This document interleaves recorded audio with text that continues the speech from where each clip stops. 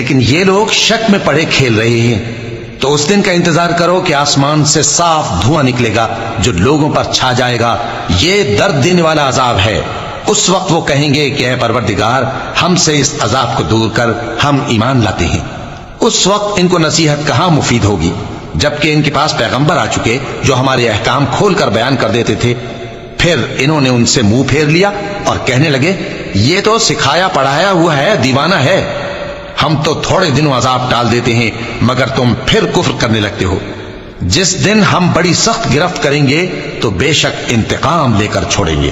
اور ان سے پہلے ہم نے قوم فرعون کی آزمائش کی اور ان کے پاس ایک عالی قدر پیغمبر آئے جنہوں نے یہ کہا کہ اللہ کے بندوں یعنی بنی اسرائیل کو میرے حوالے کر دو، میں تمہارا امانت دار پیغمبر ہوں، اور اللہ کے سامنے سرکشی نہ کرو، میں تمہارے پاس کھلی دلیل لے کر آیا ہوں، اور اس بات سے کہ تم مجھے سنسار کرو میں اپنے اور تمہارے پروردگار کی پناہ لے چکا ہوں، اور اگر مجھ پر ایمان نہیں لاتے تو مجھ سے الگ ہو جاؤ۔ تب موسیٰ نے اپنے پروردگار سے دعا کی کہ یہ نافرمان لوگ ہیں۔